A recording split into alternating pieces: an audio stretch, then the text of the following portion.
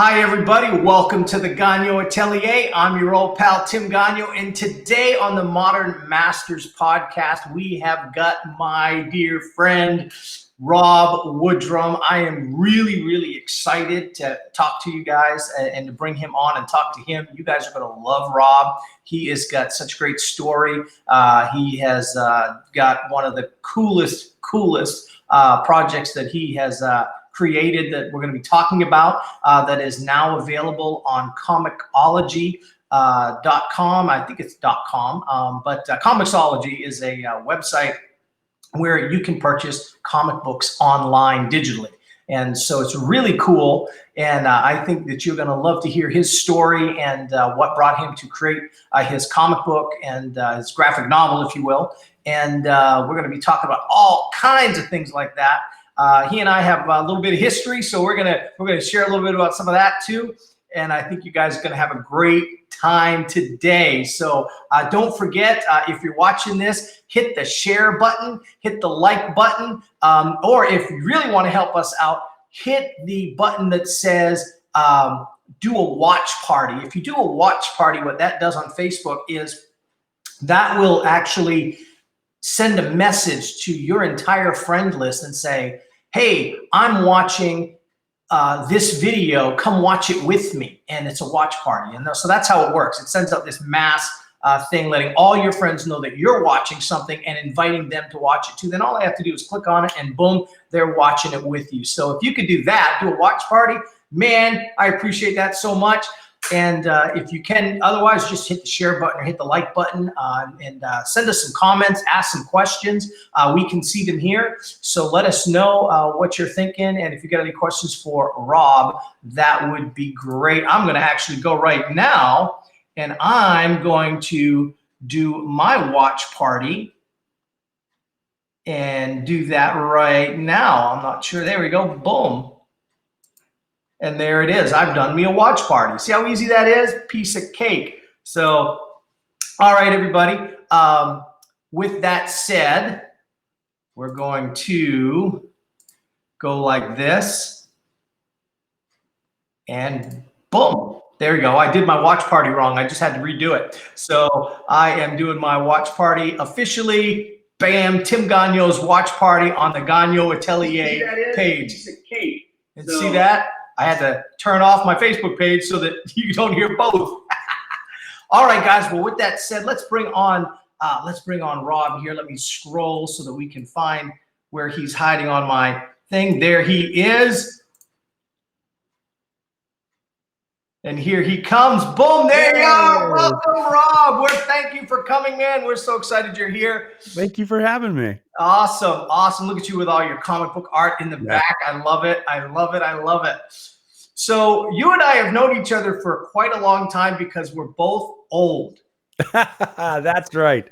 That's exactly right. Yeah, afraid so, huh? Afraid so.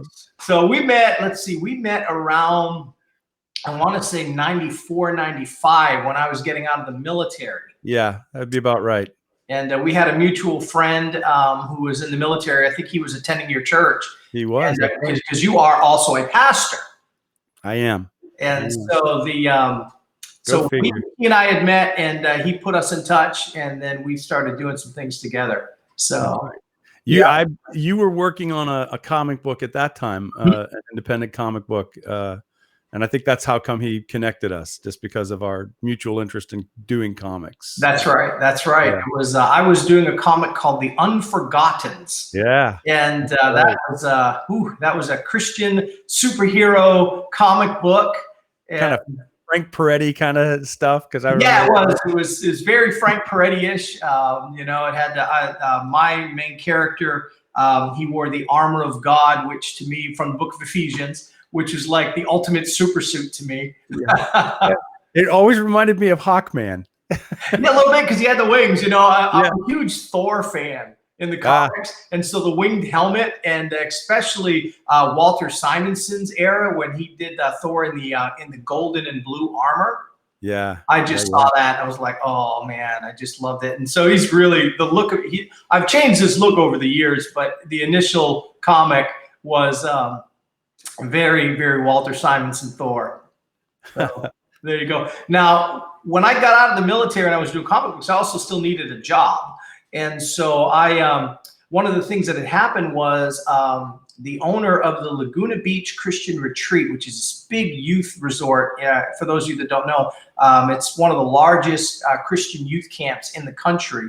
And it's right on the water of Panama City Beach. And so they used to go to church with me.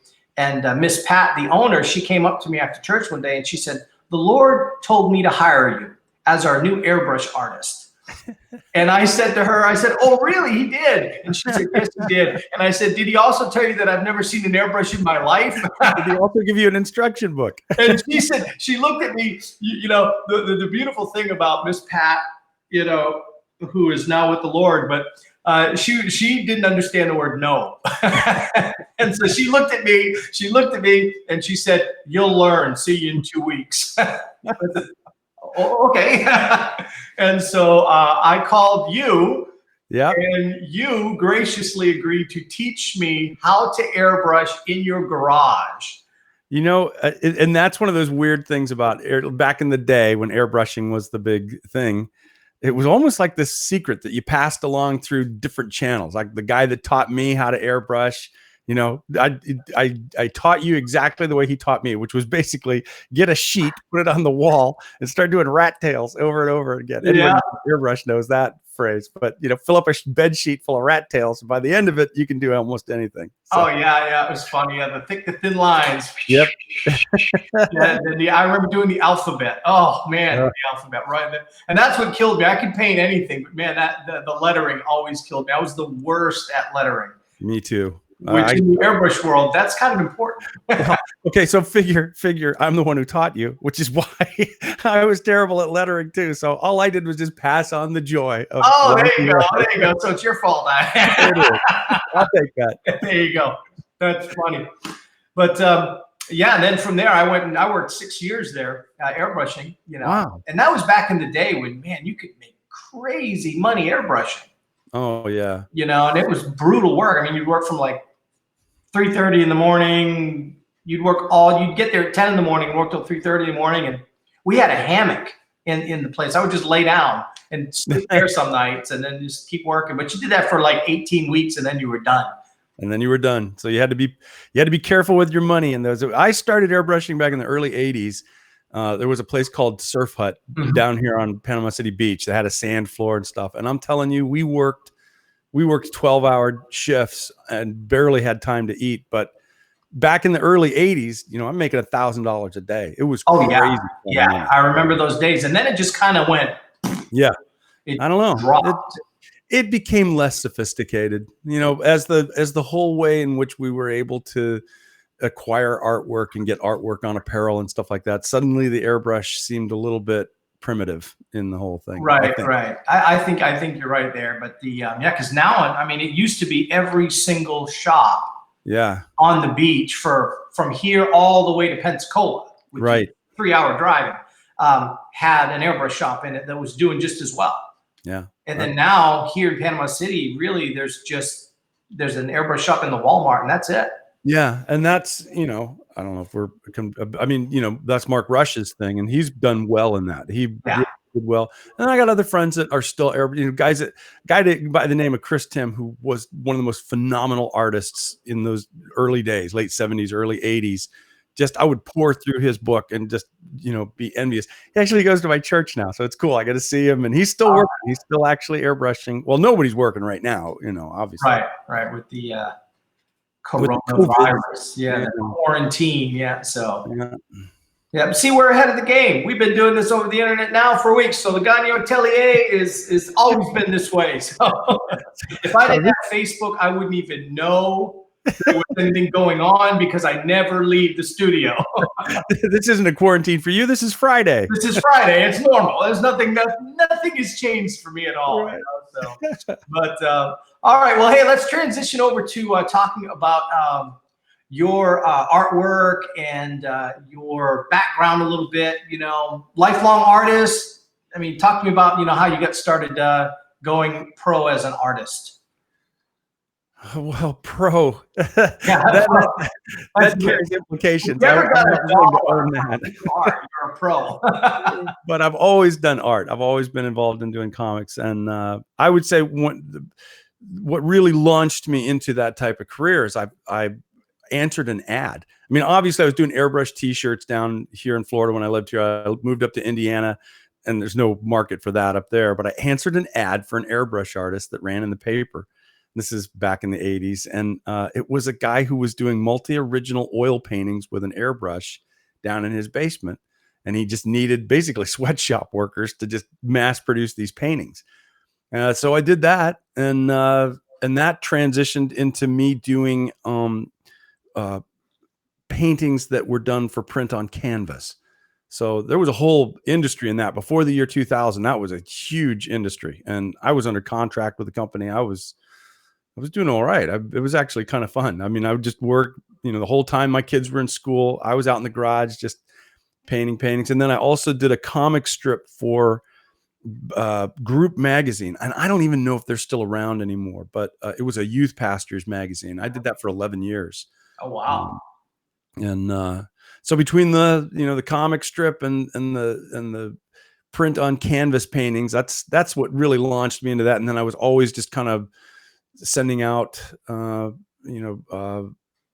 portfolio packets to different publishers and different things like that. So I've kind of always kept my fingers in the business, even though my time is limited nowadays. Right. Yeah, you are a pastor of quite a dynamic church, so you're a little busy man. It gets busy. Yeah, a little bit. Yeah, a little bit. He's like, I know what you're doing. You're toning it down, but I know how busy you are. Nah, it's all right. It never ends. And I get to see you a lot more now. I live right across the street from your daughter. So. Yeah, it's awesome. When we were out there visiting them and I was able to see you over there, that was a real surprise. And dude, if only I could lay my hands on a video cassette player, because I have a video, a cassette video. If you've got a cassette player, let me know. A video cassette. What are they? Not video cassette. What do we call them? VHS. So that's where.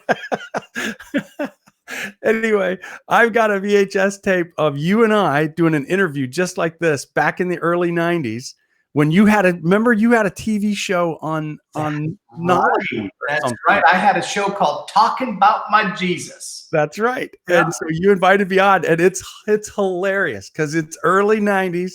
So, I'm wearing a backwards beret. Little soul patch here. It's horrifying, but and I had no gray hairs. That's right, no gray hairs anywhere.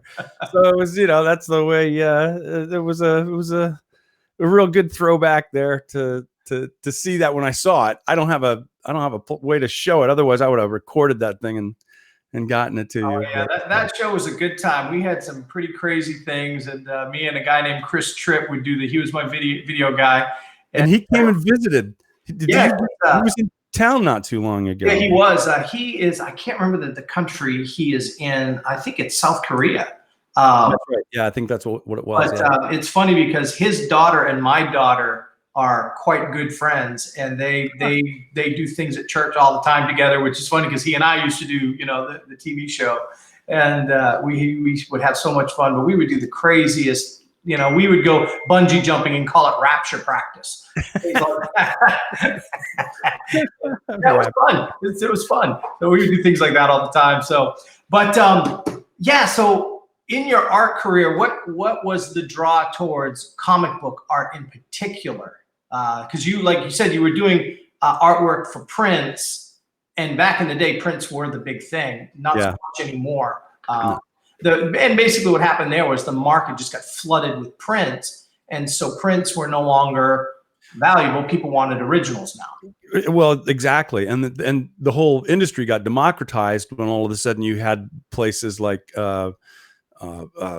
image.com and places like that where you just throw your photographs to them and they'll print it on a canvas, and it changed the whole nature of the business, which is all right. That's a good thing. You just have to adapt and move. But comic books for me, just growing up, comic books, my brother was always reading comic books. And so I would look over his shoulder and he would try to draw these things. And so I would try to draw them too. And for me, it was one of those things that just took. I never stopped trying to draw the characters from the comic books, and I just kept at it. And that's all. That's it. So comic books and comic strip and comic, cartoonist style artwork has always been my go-to. Though I've learned how to do a lot of other things too, like the paintings and stuff. But, right. Yeah, you've got some great paintings that we're going to be talking about here momentarily. Now, when it comes to the comic, like when you were growing up as comic, was there a particular artist or a particular comic that drew your attention the most? Were you like a fanboy of things like that?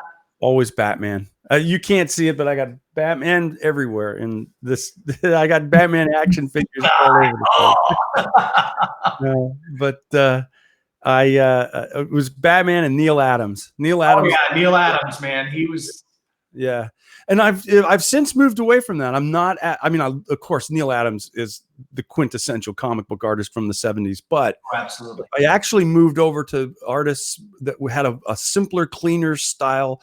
Alex Toth, those kinds of artists really became more appealing to me. I loved the how minimal their brush strokes, ink strokes were, and yet they conveyed so much activity, so much texture, so much contrast in that. It was always beautiful to me. I love an economy of brush strokes or ink strokes. I say that as I'm sitting here. I'm working on a project right now for a friend of mine who's doing a book, and I'm trying to imitate Franklin Booth. Do you know who Franklin Booth is? He was an ink artist back in the turn of the century, and it's the most intricate, heavy laden cross hatching stuff all over the place. And so it's ironic to me that I'm saying I like a minimalist of things when I'm in the midst of doing something crazy cross hatching. Yeah, that's the thing. Yeah, for me, my big hero growing up was Mark Bagley. He was, and he he had a style that just attracted to me in a very similar way to Neil Adams, in that realism. Yeah. And that draftsmanship was so great. And everything he touched, I read, and then, I actually got a critique by him, and he destroyed me, which was great in my early 20s. Is that right? Yeah, I have a video on my YouTube channel, on the Gagnon Atelier YouTube channel, called How to Give and Receive a Critique. And I tell the whole story of Mark Bagley giving me a critique. Oh, man. And in my early 20s, I sent him a bunch of comic book pages, and he ripped me to shreds. Oh my gosh. 45 minutes, and everything he said was completely true. Painful. And not only that, the way it was so funny is the way that his personality is he wasn't like, he didn't mince words. He was brutal. He was just brutal. And it was accurate. And so I took it, received it, and best thing that ever happened to me. If you can't pursue your art with humility, you're never going to grow. That's right. There's nothing better than a good critique to that's right. teach you to grow. So, so talking about your comics and the kind of artwork that you're attracted to, I remember talking to you, and you said that other than Batman, that you really aren't into superhero comics so much as other genres of comics. Is that true? Yeah. Batman, and again, the thing that was appealing to me about Batman is his lack of superpowers. Right. Okay. So I'm more interested. I always loved power is money. That's right. Well, that's in one of the movies. I'm rich. Yeah. Not that I'm endorsing those movies, because I did not like them. But either way, that's my opinionated side of me. But no, I actually always like noir kind of things. Or I was a huge fan of the old adventure comic strips from the newspaper. So Buzz Sawyer and, Steve Canyon and those kinds of things. And I loved the ability of those artists to be able to capture so much action and activity in just a few panels that you had to continue over and over again. So those kinds of things really, so I loved Will Eisner's The Spirit. And I have I've got a wide range of interests. I'm looking over my graphic novel collection over here, trying to think about that. And I liked graphic art storytelling beyond just the whole superhero genre. I like that you have to think like a filmmaker. Yeah, you're unfolding a story, and that was always appealing to me. And so, right, camera angles, poses, create drama? How do you create tension? How do you create those moods? Exactly. The comic art genre, it's kind of funny. Right now it's popular. Sure. But it's kind of funny that comic sales aren't really that big anymore because the movies are where they're making all their money. That's right.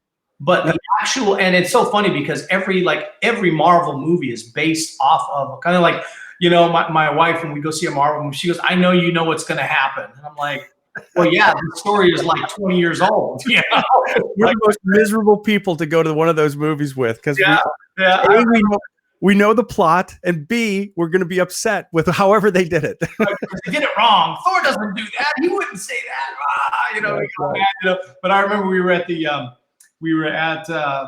the Avengers Infinity War. Okay. And big spoiler alert. Yeah, right. Spoiler alert. When Thanos snapped his finger and the movie ended, I remember we were sitting there, and I went with my buddy and his kids, and we had my kids and all that. We're there, and his daughter started screaming at the end of the movie. "What? No!" And then she turned around and she looked at me, and she looked at me like this, and she pointed at me, and she said, "You knew this was going to happen!" And the whole studio, the whole theater, was laughing at her because she was that angry. And she blamed you for it. It was my fault because I knew it was going to happen. Right. Like, well, sorry. That's funny. That's how it goes. So it's like, yeah, awesome. Well, hey, let's talk about Rabbi Encounters. Okay, let's talk about that, because me, I brag on it all the time. You too, and it's very kind of you. You originally were doing it on, I think it's webcomics.com or what was it called? It was called Smack Jeeves. Smack Jeeves. That's right. Because these were you could post your things, and every day you would post like a little strip of it, and you could read it every day. And I was reading along every day with it, and reading it. And when I was reading Rabbi Encounters, there were a couple things that struck me. It was black and white, which made it stand out because everybody wants to do full color, and you had this glorious black and white comic that, and you had the gray tones in there, and it was just really well done. And then the other thing that struck me was the concept. You took the story of Jesus from one of the Gospels, and or it was from all the Gospels. I don't know if you did one particular Gospel that you drew from, or if it was from all of four of them. But you took the story of Christ, but the twist on it was so dramatic. And I'm going to let you talk about that. And it sucked me right in. Like, wait a minute, this is so different. Because there is the word for word comic Bible out right now, and there's a few others where they are taking the Bible and they're just turning it into a comic book, which is Action Bible. Yeah, the Action Bible. There's all kinds of different ones out there, but yours is so different, and I think that's what made it so attractive and compelling, and a great way to reach people that would never want to read a Bible comic because it had the word Bible in it. You put a twist on it that was so cool that made people go, they wouldn't even realize what they were reading. I think for a long time, it would take some people a while to figure it out. Yeah. And then when they would figure it out, it would be like, wow. So talk about the twists and the turns of and why you did Rabbi Encounters for us. Okay. Well, the whole thing is that I've long had a difficult relationship with media representations of Jesus, because by and large they are driven by our Western sensibilities. So most of the time we have blonde-haired, blue-eyed Jesus in the movies and things like that. And it was way back during the Gulf War, first Gulf War. I was watching reporters that were embedded with soldiers, and the soldiers were trying to talk to people in Kuwait, and there was some row that was happening, and our soldiers couldn't figure out what was going on. And to me, for just a moment there, this huge cultural divide struck me, and I thought, this is amazing that, as Westerners, we are very far removed from our Eastern counterparts. And I thought about how the Bible comes to us out of the Eastern culture, and you would barely know that, looking at the way it's represented so often in Western culture. So I just started thinking, what if we were to actually take the stories of Jesus? And I was wanting to approach this from a standpoint of not so much just trying to follow Jesus through his adventures, you could say, but that Jesus defined the kingdom of God for us through his encounters with various people. And so I wanted to show these, I wanted to follow the stories of the people who come across Jesus and whose lives are radically impacted by that. And then I started thinking, but I'd like to really make this more more in tune with its Eastern origins. And I thought, well, why not set it in the Middle East? Why not set it in Israel? And why not set it in modern day? Because that's the thing that triggered me, not triggered in the sense that it's popularly used right now, but just that triggered that thought process. Why not set it in a modern day Middle Eastern setting and follow this, follow the encounters of these people with this mysterious rabbi who comes around speaking about another world, a different kingdom, and radically changing people's lives in those encounters. So that's what I did. And it was just I had taken a sabbatical as a pastor. This was back in 2006. I'd taken the very first sabbatical I'd ever taken. And during that time, I started thinking, I've had this rolling around in my head all this time. So I got a stack of copy paper out and a really cheap little ink brush and just started drawing it all out, and found an online webcomic hosting site and just started popping them up there. But I was really surprised at the reaction. And like you said, there were so many people who didn't even realize that this was the story of Jesus, because I never mentioned him by name. I just he's always referred to as the rabbi, but as the encounters develop, you begin to put the pieces together, Right. Retelling the old stories. So yeah, it was fantastic. I remember when the one that really hit me, which was so cool about how you did it, was the day that I'm going on, and I was reading, because you were posting them like daily, I think. it wasn't daily; it was actually weekly. But that's Weekly. okay. Okay, perfect. Okay, but I went on and I got to the point where he was in the tomb, where he died, and he was in the tomb, and the panel, all you had was a black square on the screen, and I knew who the rabbi was, and so he's dead, and he's been buried, and so you just had a black square. That's all you had, was a black square. And I'm like, at first I was like, well, what is this, a glitch? Is this something, what's going on? Why is it not loading? What's going on? And then it hit me. He's dead. He's in the tomb. And it was so powerful that it was just black.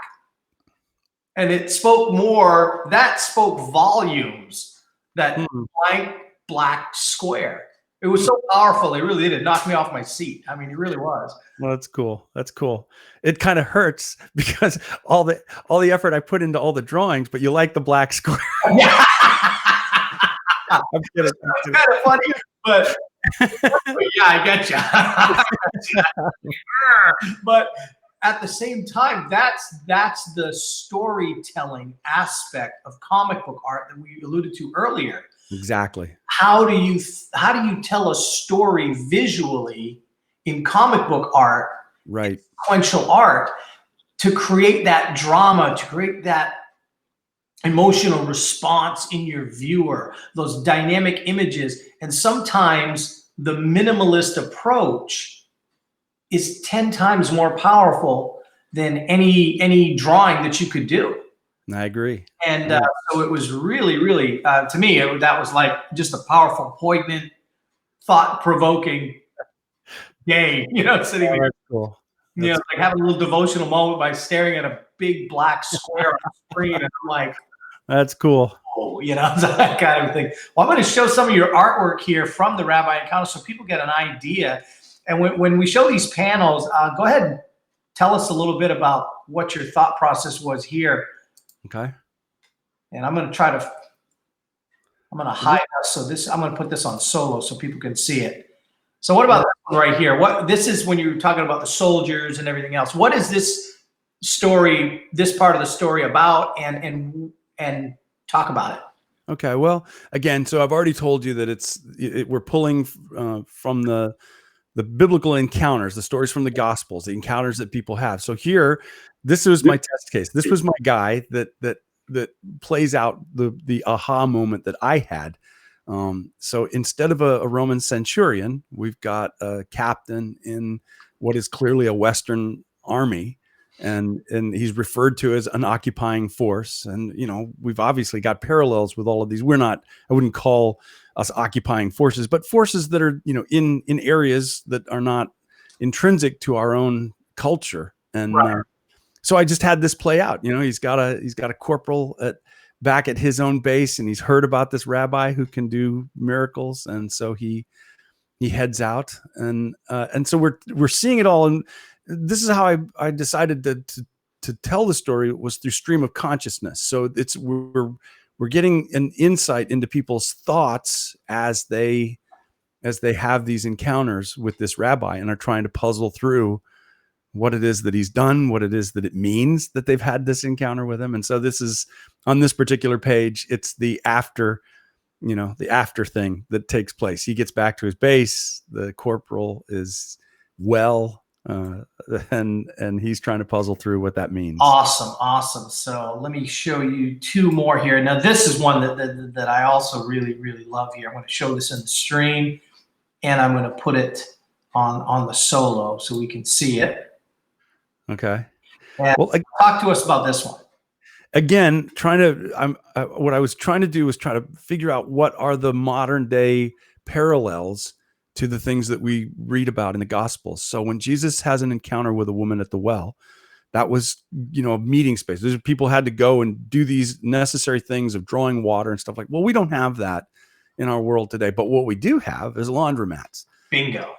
And so, he has this encounter with this gothish type girl who's processing all of the things that are going on, her unfaithful boyfriend and all of these things. And suddenly this rabbi begins talking to her. And instead of talking to her about water and pulling up water, and I suppose people could take theological exception because there are theological implications to water, but I just wanted to kind of get at the bare bones of what it was that Jesus was trying to communicate. So instead of talking about water, he begins talking about soap, and he's got soap that if you were to take this soap, you'd never need it.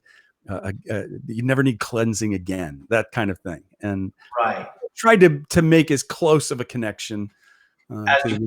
Yeah, and it was very powerful. I remember this is one of my favorite stories, not only in the Bible, but in the Rabbi Encounters book that you've got. This is by far one of my most favorite scenes. Just the way it plays out, the way you've drawn it.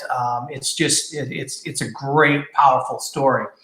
Now, here's one that this one to me is really, really fun. I'm going to show you this one here because this one is quintessential Rob Woodrum. And the minute you see it, you may already know which one I'm going to post up here. But for those of you that don't know Rob, he is also quite the surfer. Oh, don't say that. Everybody who surfs knows me. Surf, I would break both femurs and get a concussion and probably get eaten by a shark. Okay. But, so, compared to me, you're an avid surfer. But I'm an avid surfer, but I'm not a good surfer. We can put it that way. There you go. All right. Panama City isn't exactly known for its giant waves. Nah. But this particular image, and you have a painting of this, and I tried to find it. I couldn't find it anywhere. But you have a painting of Jesus walking on water. Oh. And so in the book, you have this right here. And I love this one. This is so cool. This is Jesus walking on water and having a great time surfing.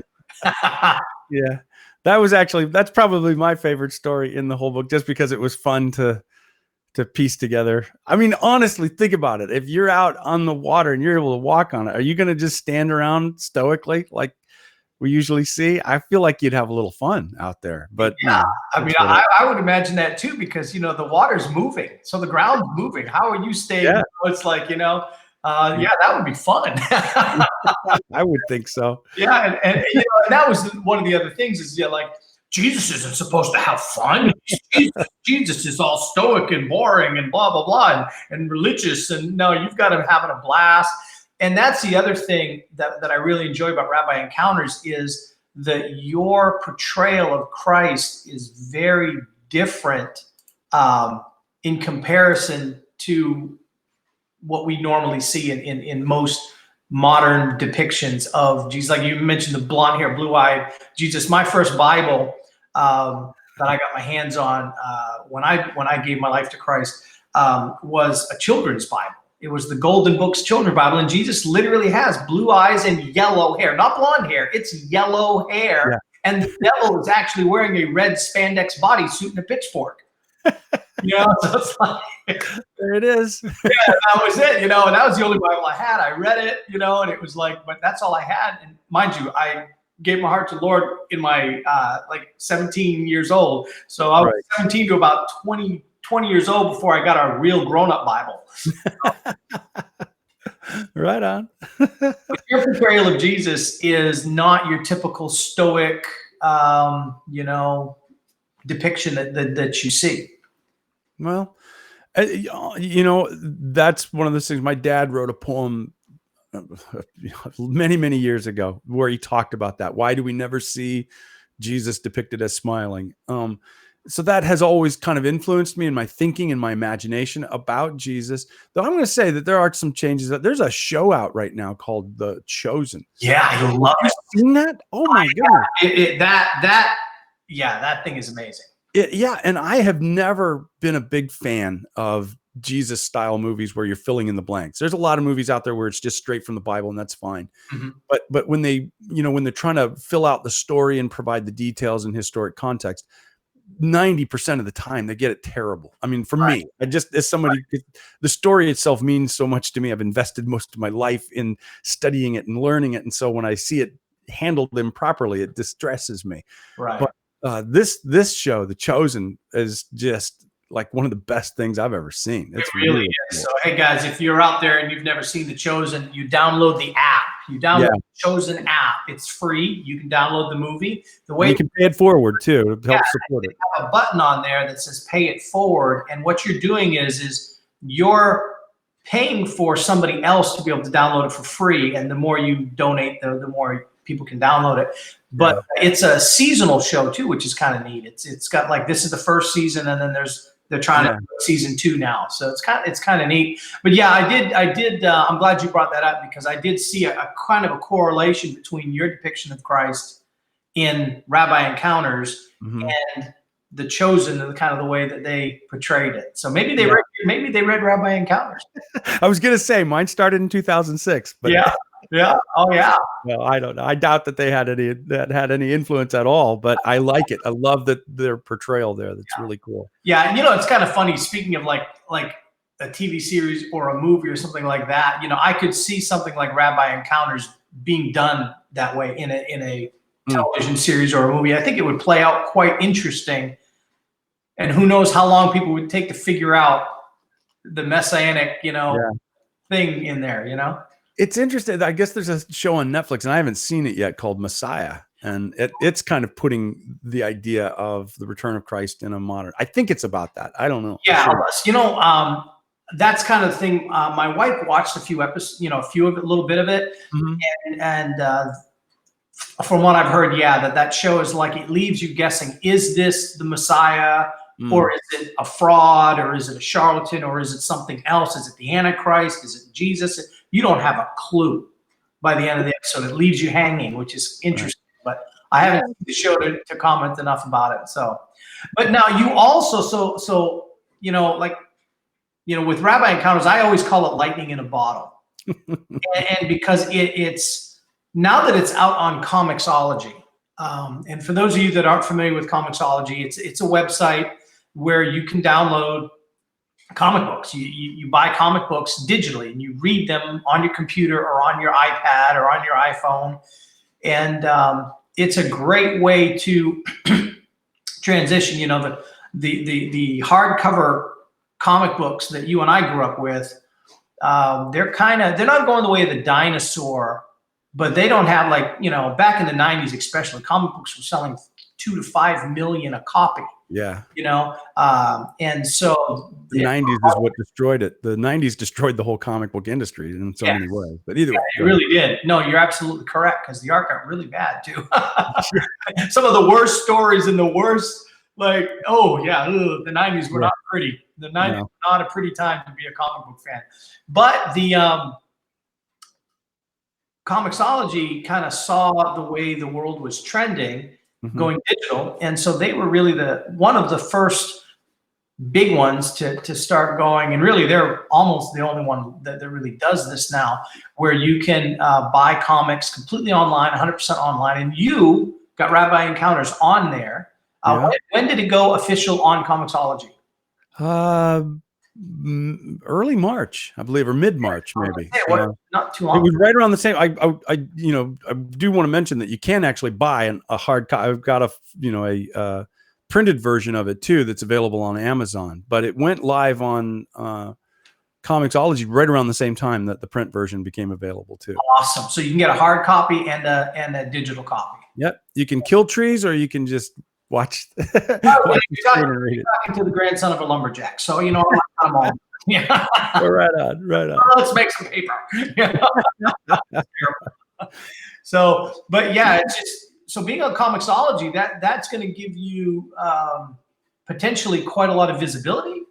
I mean, people have to find it obviously first. Yeah, that's the thing. I mean, this is you're talking about a fire hydrant shooting out all these products. It's right. It's easy to get lost in the mix. So, right. Basically, I didn't. This was a passion, a work of passion. This wasn't. If people find it, that's great. Right. Well, the beauty of a graphic novel is it has an eternal shelf life. That's true. It's not like a monthly comic book. It's got a eternal shelf life, and so people could find this thing 10 years from now, and it's still going to be something fresh and new and exciting for them. So that's great. That's the great concept of it. But being on a platform like that is pretty amazing, pretty dynamic. So excited for you there. That's going to be that's a big deal. That's a big deal. So. Awesome. I got a lot of friends that are trying to get on Comixology, so you did it. So, well, yeah, thank you. I'm stoked, and I'm grateful to God for anything that happens. So. Oh yeah, awesome. So speaking of that, let's get a transition now. You, as a pastor, you do you do illustrated sermons, illustrated. Like you actually illustrate for your. Most pastors are putting something on the screen to. Make their points or to reinforce their points, the pastor's PowerPoint presentation. You use your own illustrations. You will illustrate things for your sermons to get points across. So talk to us about that. I've got some paintings that you've done. I don't know if these were used in that way or not, but I've got this painting here. Yeah, I taught through the whole Gospel of Mark, and so I did paintings to go along with it. And these are all digital paintings. So this is all done in Photoshop. So you are 100% solvent free. That's correct. Yeah, you saw my comment last week. So yeah, I don't have to worry about sticky. I don't have to worry about messes. I don't have to worry about solvents getting in my lungs. All I have to worry about is eye strain. But there you go. But yeah, this was done in Photoshop, and I did at robwoodrum.com, I uploaded a lot of these illustrations just, that I did in the course of teaching through the gospel. So in this one, that's early on in Jesus's career, and the crowds are coming to him, the multitudes are coming to him for healing, and he's, trying to find respite in the midst of all of that. Right. I love how everyone else is in a monotone, and then him and a few of the people that are reaching him are in it's also monotone, but it's more of a flesh color. So it really stands out. What's the significance of how the people that are closest to him are also that way? The idea of the proximity to Christ begins to change things. Oh, nice. And that's all. It's a very simplistic concept, but I tried to do that in a lot of ways, Tim. I put myself under incredible pressure during teaching through Mark. I was doing an average of 5 full illustrations like this a week, and I had to get them done within a 2-day span. Right. To be ready by Sunday. And so here, this is another one. Okay, yeah, the Gadarene demoniac. And Yeah, this is so this is one that, you for me, I always feel bad about this story. I always feel bad for those pigs. So I always want to make sure that we represent them as being a little confused and perplexed by what's about to happen. Right. Yeah, no, think before thing. First, they get possessed by demons, and then they drown. Exactly. You know? That's a rough life, but we could sit there and moan about it while we eat our bacon sandwich. But Nothing like a good old BLT. yeah. So you put these in your sermon. So when you're going through the book of Mark, Mm-hmm. you had these images on the screen to help people kind of get an idea and a feel. How do those affect your congregation? I mean, obviously they go over well because you keep doing them. So. Well, I did have a lot of positive feedback that people said that it was helpful for one thing, it helps set the tone. You're teaching through something like that, and to provide a visual aid somehow, one of the main things that we need to do as teachers is to try to immerse people in what the story is telling, the culture, the context. And if we can get immersed in that, we can get a better insight as to what it is that's trying to be communicated. So I did get that kind of feedback, that it was helpful to people to get it, contextualized and help them get immersed in what the story is trying to communicate. Right. So, and it works quite well. I mean, they're beautiful. The artwork is just beautiful. I went through your web page and I was looking through them all, and I'm like, it's fun. I'm like, for me, I'm doing the research on all the different artists that we interview here on Fridays, and I'm like, okay, which art do I grab? It's always, that's like the hardest part is what artwork do I grab? We got a question here from I can't pronounce the last name, David Hansey, or Hansai, I'm not sure. He wants to know, what church do you pastor? Oh, well, I'm one of the pastors at Eastgate Christian Fellowship in Panama City Beach. There you go.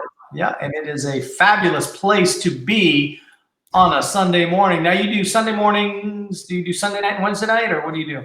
Well, during the quarantine, we've actually added in 3 more services. So I'm doing a lot now, but normally we have our Sunday morning service. And awesome. We used to do Wednesdays. Our culture has changed. Wednesday wasn't really getting a lot of traction, and why force something? Yeah, there's a lot of churches that have gone away from the Wednesday night services. So I mean, it's that seems like a thing. You've always been ahead of the curve, though. You were the first church in our county to have a coffee house in it.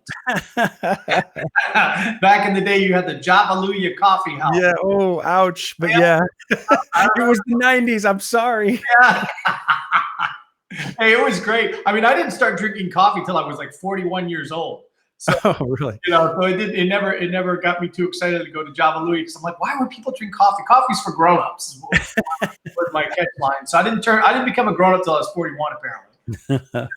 So that's one of those kind of things. But yeah, you were always ahead of the curve in those kind of things, so it's pretty cool. I don't know about that, but yeah. Well, hey, it is 9:51, so it is we are getting close to time.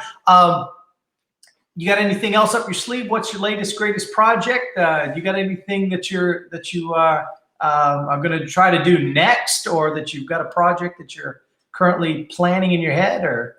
Well, right now I'm trying to catch up on things. One of the people at my church is an author, Mark Douglas, and he has published several books. So I've worked on book covers for him before, and I've got a illustration that kind of is integral to his story. So I've been working on that.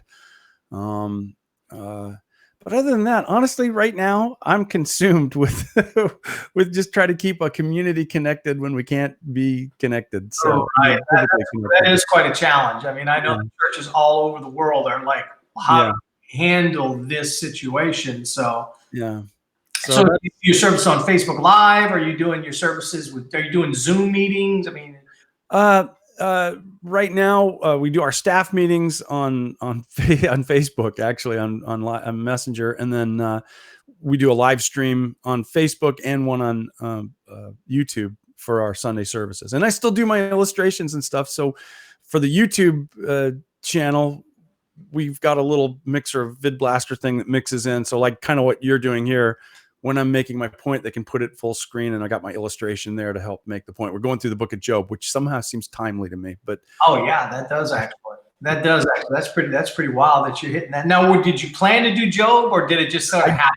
No, I did. We had started Job, and I wrestled with it a lot. I was thinking, boy, this is going to be, a downer. We got to work through this and figure this out. And then all of a sudden, all of this happens, and now it just seems really timely and helpful to help us process these things. That's pretty. But that's how God works. That's right. That's how He does. It's pretty amazing. Well, Rabbi Encounters is like I've told you guys, it's lightning in a bottle. You need to read it, and I love to say it because it makes Rob blush. But it is. It really is. It really is. Go to Comixology. Go to Amazon. Do a search. Rabbi Encounters. I promise you, it is well worth the read. It is going to really surprise you. If you're a fan of the comic book genre, sequential art, and even if you're not, it is very unique. It's exciting. It's just so different, and it's compelling in that way. I just love it. I mean, I've read it a few times, so it's I can't brag on it enough. I really can't. I don't say that lightly. I really don't, because I am a fanatical comic book fan. Know that. I am like diehard, dyed-in-the-wool comic book fan. I still read probably 14 comic books a month, if not more, depending on what catches my eye. And I've been that way since I was a kid, and that's never gone away. I still love to draw comic book art, even though I don't do comic art. No, you're a real artist now. Yeah, I'm an artiste. You are. You're an amazing artist. Well, thank you. But yeah, I mean, I don't say that lightly. Rabbi Encounters is absolutely fabulous. And so, guys, if you are looking for something new to read, especially now that you're trapped in your house, go to Comixology, go to Amazon, and pick up. The beauty of Comixology is you don't have to wait for Amazon to deliver it.